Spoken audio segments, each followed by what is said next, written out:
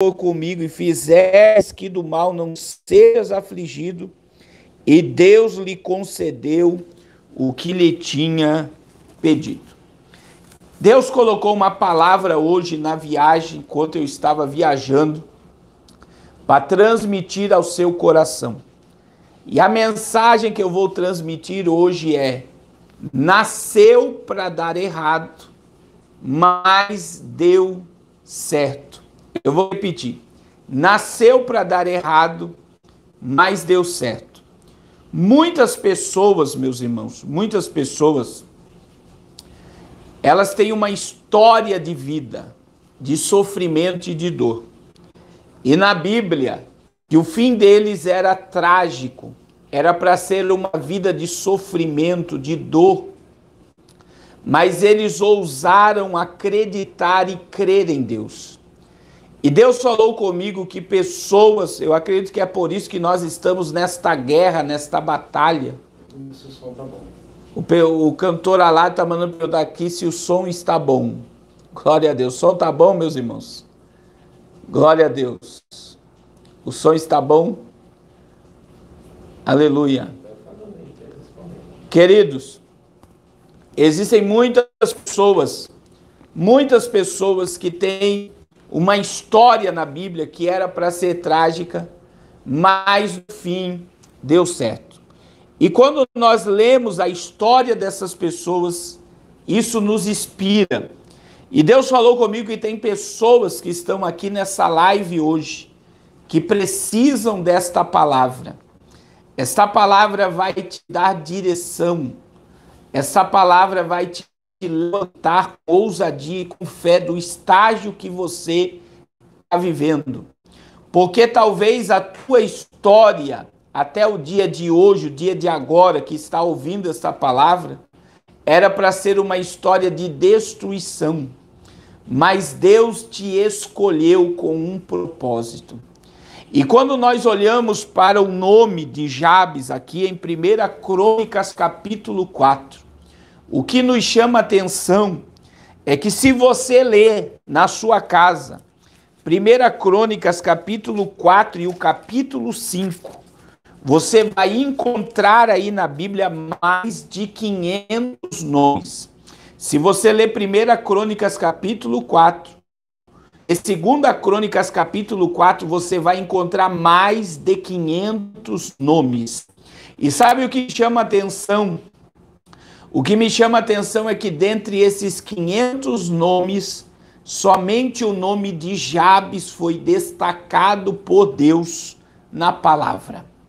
E veja que o nome dele, o nome de Jabes significa sofrimento, dor.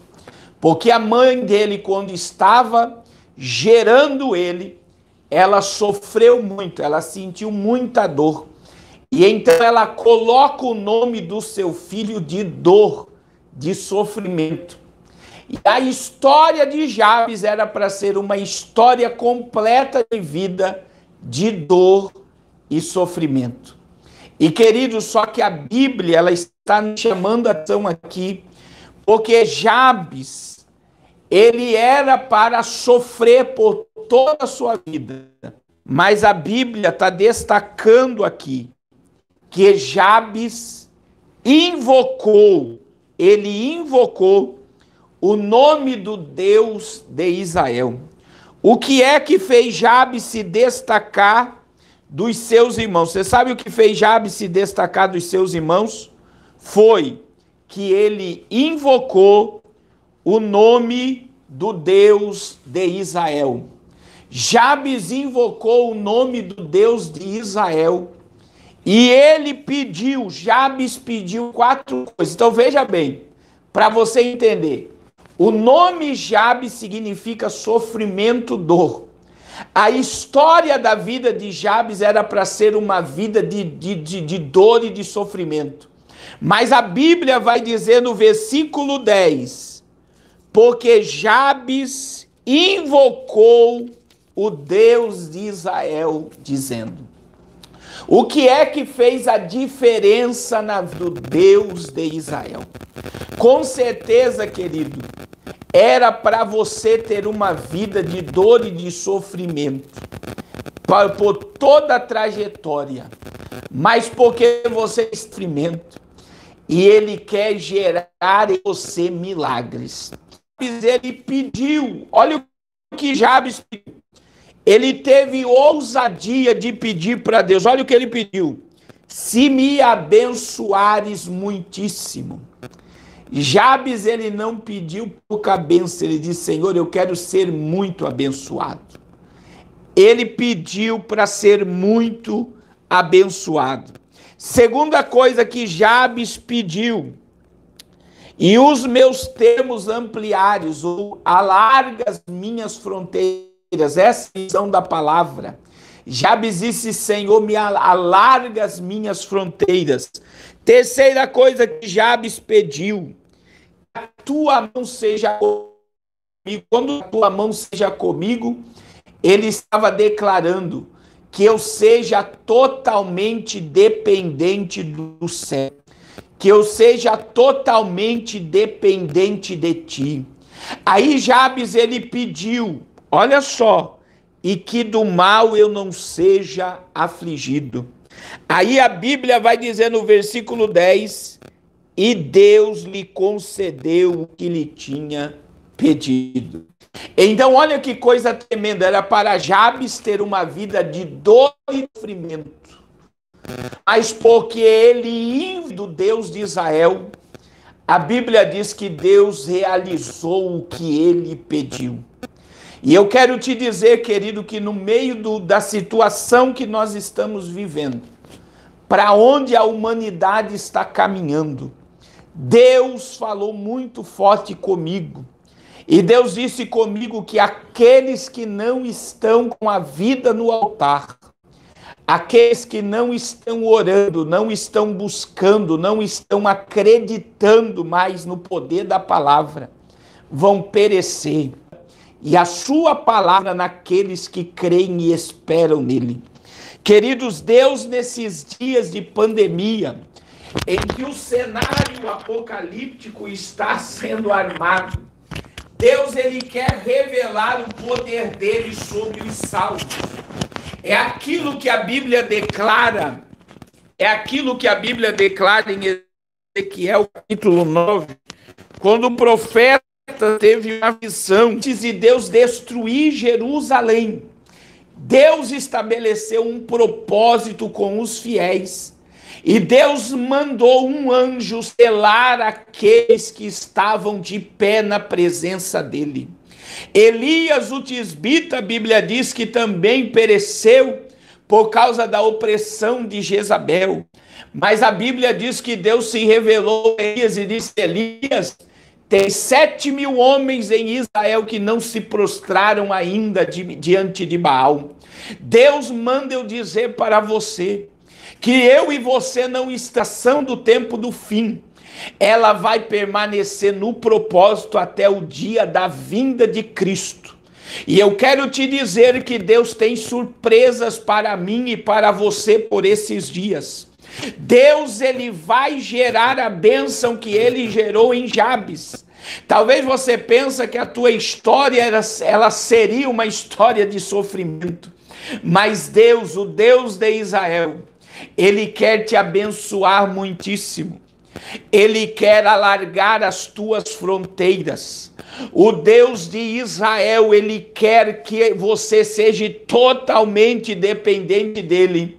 E ele quer que você não seja afligido pelo mal. A história de Jabes era uma história para dar errado. Mas Jabes invocou o nome do Deus de Israel, glória a Deus. E eu quero te dizer, querido, ouse em acreditar no Deus que você serve.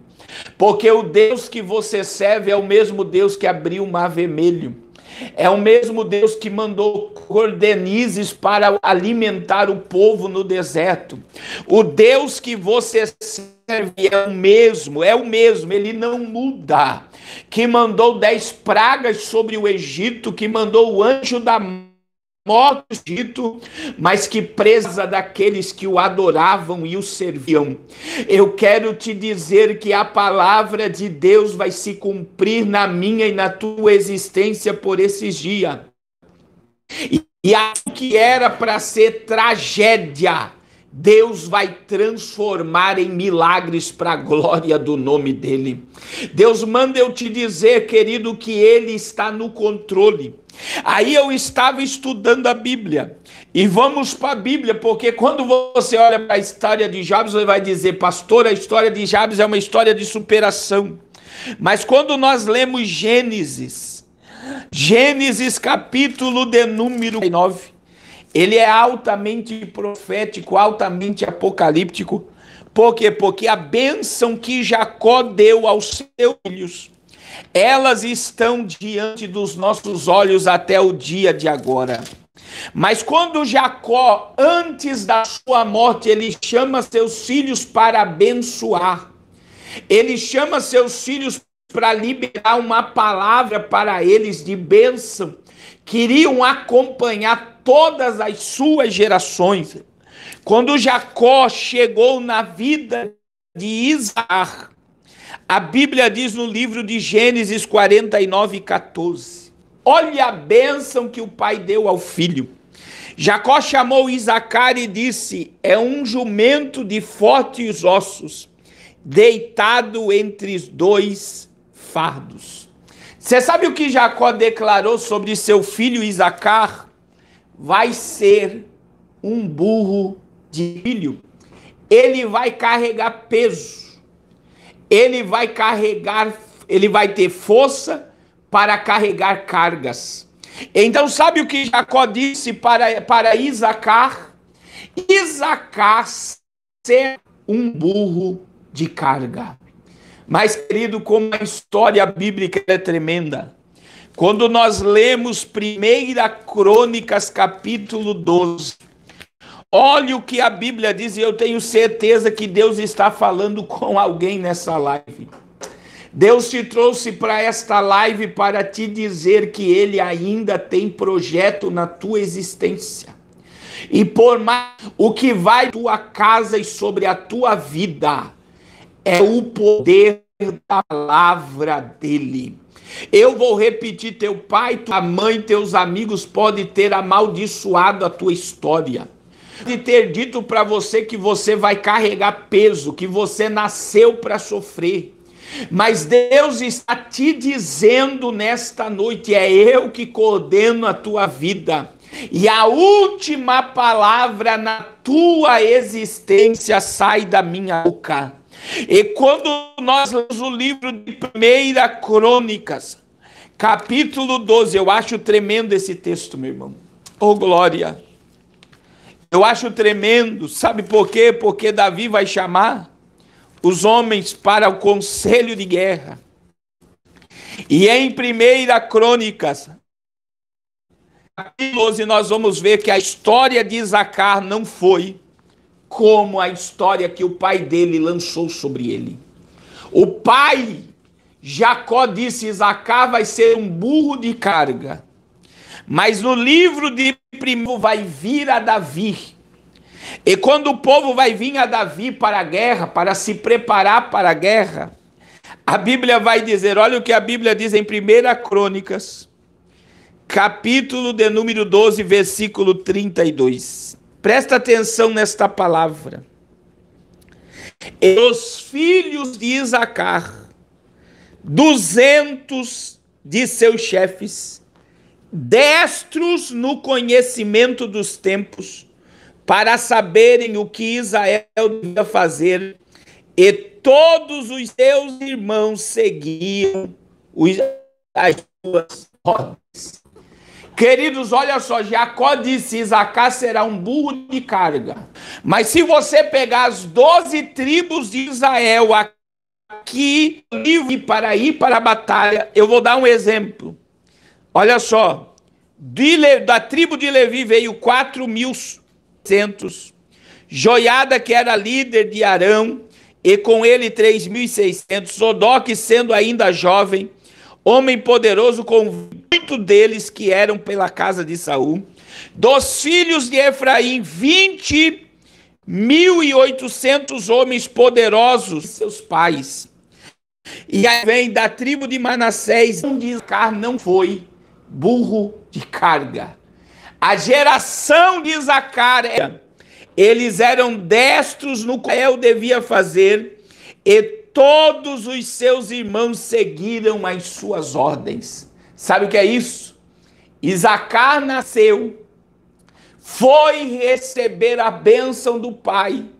O pai disse: Isacar, tu serás um burro de carga. Mas Deus olhou para Isacar e disse: fazer essa geração conhecedora de ciência.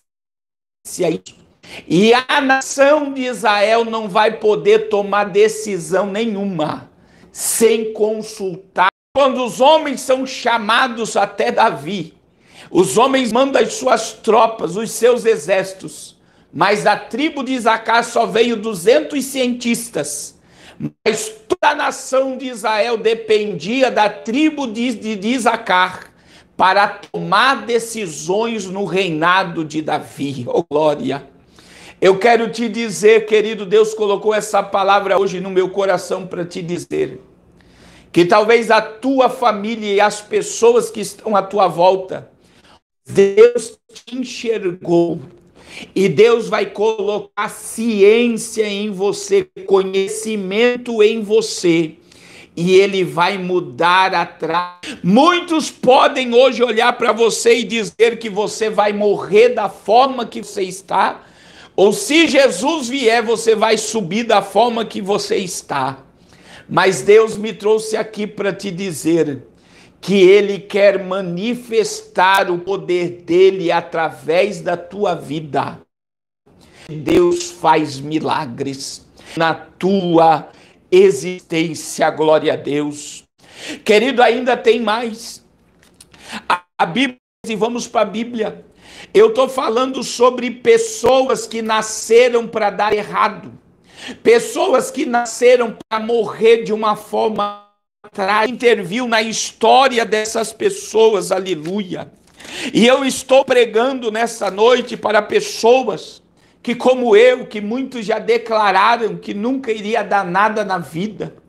Pessoas que já receberam palavra de marido, de esposa, de pai, de mãe, de familiares, de amigos, que não presta, que não conhece, sabe que eu não prego mensagens. Mas, querido, hoje Deus me incomodou para liberar essa palavra sobre a tua vida. Deus, Ele quer agir de uma forma sobrenatural na tua existência. É a palavra que Jesus disse para Pedro: Pedro, o que eu faço na tua vida agora, tu não entende, depois tu vai entender. Talvez você não esteja entendendo, rejeitado, e na hora certa Deus manda eu te dizer que você vai entender o propósito que você está passando. Porque este deserto, esta luta, este tormento que você está passando, ele está gerando em você resistência para você conquistar e viver Deus tem para a tua vida. Meu irmão, e quando nós lemos o livro de Juízes, capítulo 13, a Bíblia vai relatar a história de uma mulher que nasceu para dar errado. E olha o que diz a Bíblia: enjurar a fazer o que era mal aos olhos do Senhor. Aleluia, eu estou sentindo a presença de Deus. Deus vai te restaurar neste culto desta noite. Deus vai te restaurar pelo poder da sua palavra. Noite. A alegria do Senhor vai voltar para o seu coração, aleluia. Aí olha o que diz Juízes capítulo 13, os filhos de Israel tornaram a fazer olhos do Senhor.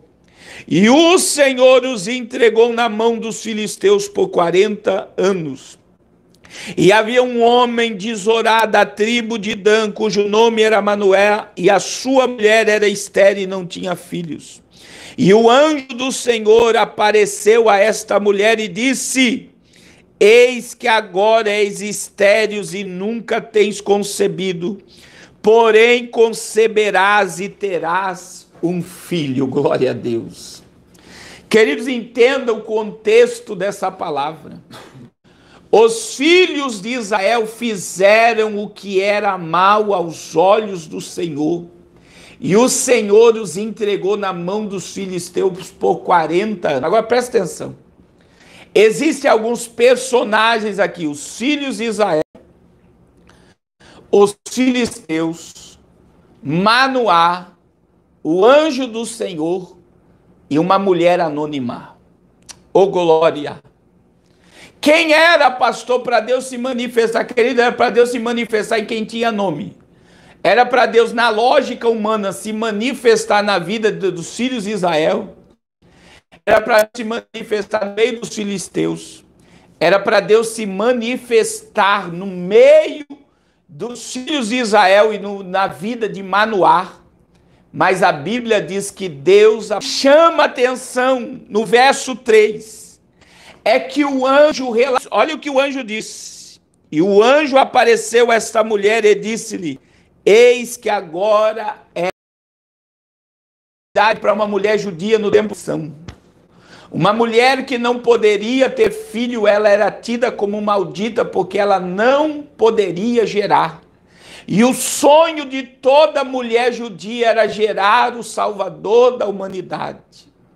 E quando o anjo do Senhor apareceu a esta mulher, ele diz em poucas palavras toda a história da sua vida, porque ele vai dizer para ela: eis que agora tu és estéril. Tu és estéril. Tu nunca concebeu. Estéril. Tu nunca concebeu.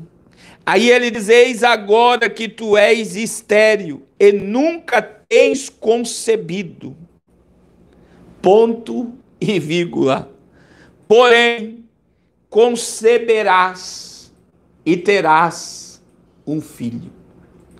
Agora veja bem, o anjo do Senhor apareceu a uma mulher anônima. A uma mulher que ninguém conhecia, que ninguém sabia quem era ela. E disse: eu conheço a tua história. E para não gera. Mas porém, ponto e vírgula, conceberás. Olha o que diz a Bíblia: mas nunca tens concebido, ponto e vírgula, porém, vírgula, conceberás e terás um filho. O que me chama a atenção no texto é que o anjo poderia chegar para esta mulher estéril, que nós não temos o nome dela na Bíblia, e dizer assim: eis que agora tu és estéril e nunca tiveste concebido, e poderia dar um ponto final. Poderia dizer: a tua história vai terminar assim. Mas o texto bíblico coloca é porque a frase ela vai continuar. A história vai continuar. E eu quero te dizer, Deus conhece a tua história, conhece o teu sofrimento, mas Ele não colocou um ponto final na tua história. Nesses instantes finais da história da igreja na terra, nesses instantes proféticos, manda eu te dizer: bem sei eu, o Senhor, o pensamento que tenho ao teu respeito, e é pensamento de paz e não de mal, para te dar o fim que você deseja.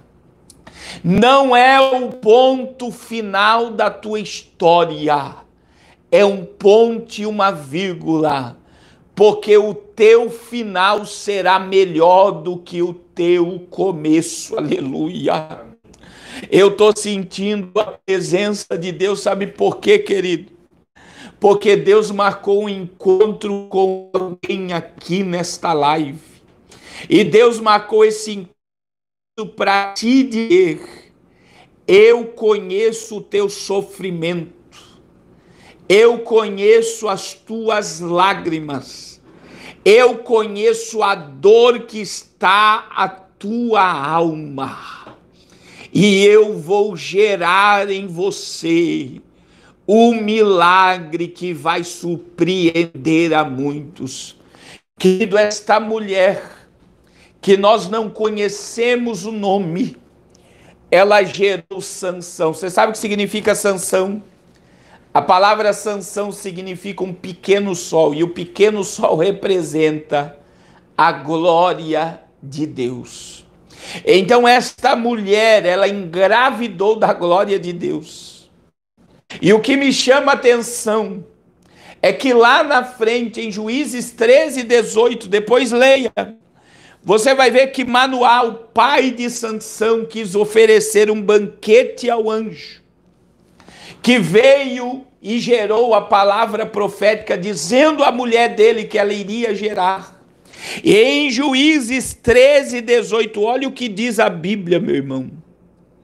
Versículo de número 17, é o teu nome, para que quando se cumprir a tua palavra te honramos. Aí olha o que o anjo disse a Manoá. O anjo chegou e disse, e o anjo do Senhor lhe disse, por que perguntas assim pelo meu nome? Visto que é meu irmão, que em Juízes capítulo 3, era o próprio Cristo que desceu para arrancar a maldição daquela mulher estéril. Porque Isaías profetizou, disse, um menino nos nasceu, um filho se nos deu, e o seu nome será Maravilhoso, Conselheiro, Deus Forte, Pai da Eternidade e Príncipe da Paz. O único que pode remover toda esta palavra maldita que foi lançada na tua alma é aquele que se fez maldição no teu lugar. Glória a Deus. Gálatas capítulo 3, versículo 13.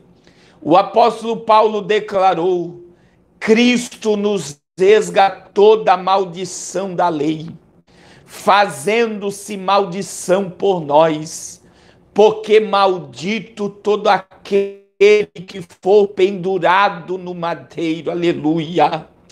Eu quero profetizar sobre a tua vida agora, que toda palavra maldita manifestar na tua existência vai cair por terra hoje, porque Deus está gerando em Deus. Muitos que olhavam para aquela mulher e diziam, era uma maldição, ela, e dizer verdadeiramente, Deus se manifestou na existência dela.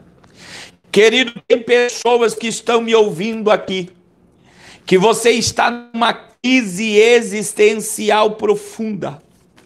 Você já perguntou e disse, por que minha mãe me gerou? E tem pessoas que estão me ouvindo aqui que já disse para a mãe, na cara da mãe, por que a senhora me trouxe a vida? Porque a minha vida é só sofrimento.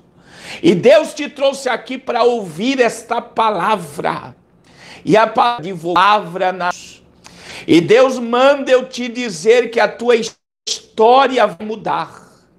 E que toda dor e sofrimento que você tem passado está gerando no mundo espiritual um peso de glória que vai se manifestar em poder na tua existência.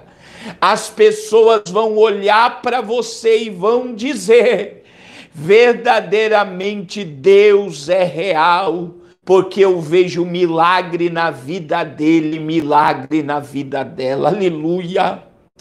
E sabe, para terminar esta noite, querido, muitos estudam a história de Davi, mas não entendem o contexto da história de Davi. E o contexto da história de Davi nós podemos dizer num versículo bíblico só. 1 Samuel capítulo 16, versículo de número, estava no campo apacentando ovelhas. E jamais, meu irmão, Samuel que o ruivo, é isso que eu quero que você entenda, se transformaria no rei de Israel. Porque a Bíblia destaca, olha, Belos, filho de Jessé, preparado para ser um rei, mas rejeitados por Deus. Mas olha o que diz o verso de número 17. Então mandou chamá-lo. Davi estava lá no campo apacentando as ovelhas do seu pai. E fê-lo entrar. Agora olha o que a Bíblia diz. Tem pregador que diz que Davi era feio. Presta atenção no que está na Bíblia. Era ruivo e formoso, de semblante de boa presença. E disse o Senhor, levanta e unge-o, porque é este mesmo. Davi, ele era belo. Mas, pastor, por que Davi não podia sentar na mesa com seus irmãos? Porque Davi era pastor de ovelha e ele não tinha privilégios na casa do pai. Sabe por quê, querido? Porque Davi era ruivo.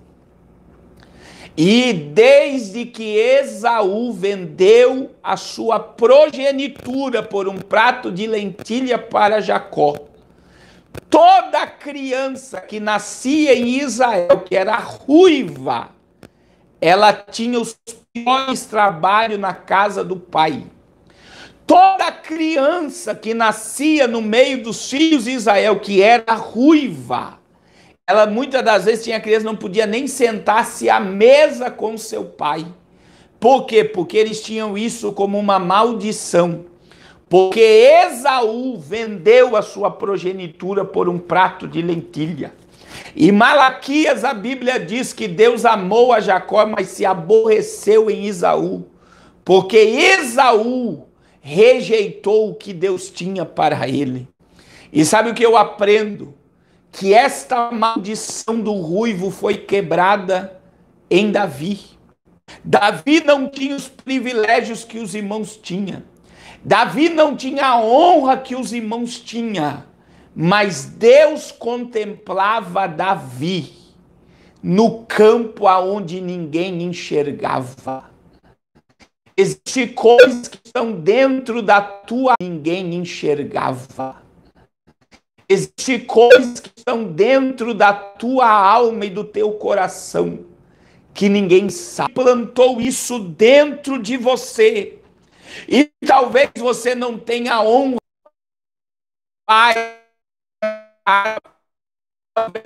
do reino de Deus que ninguém sabe. Os alunos do curso do Apocalipse na veia, aula pronta. Na terça-feira, quarta-feira, nós vamos ter live. Quinta-feira tem a live para casal com a missionária Raquel. Sexta-feira vai ter live. Domingo que vem tem live. E nós vamos fazer toda no Chroma aqui. E vai ser uma benção. Eu creio que a tua semana vai ser diferente a partir de agora. Aquilo que era para ser morte está se transformando em vida. Pai, em nome de Jesus. Orebacandure manahaya. O Senhor não vê como o homem vê. Os homens já amaldiçoaram, já disseram que vai dar errado. Mas a tua palavra está dizendo vai dar certo. Porque a última palavra na minha vida e na vida do meu irmão, ela não vem do médico, do advogado, do juiz, do psicólogo. A última palavra sai da tua boca, Senhor. Libera agora sobre este homem e esta mulher.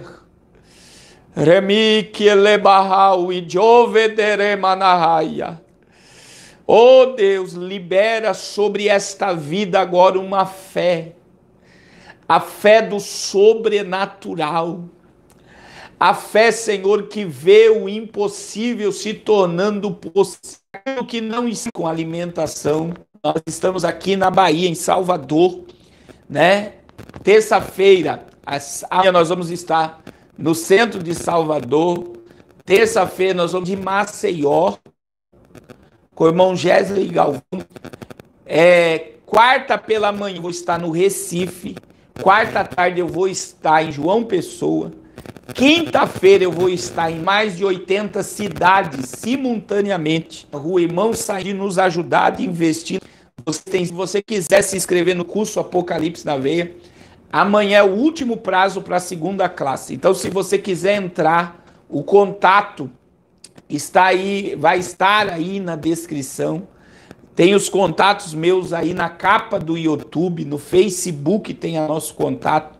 Se você desejar aprender o Apocalipse com o pastor Carlos Cardoso, ainda há tempo.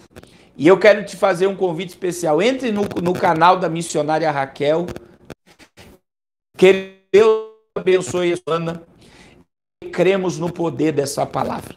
A sua semana será uma semana de bênção para a glória de Deus. Deus abençoe a todos em nome de Jesus. Glória a Deus.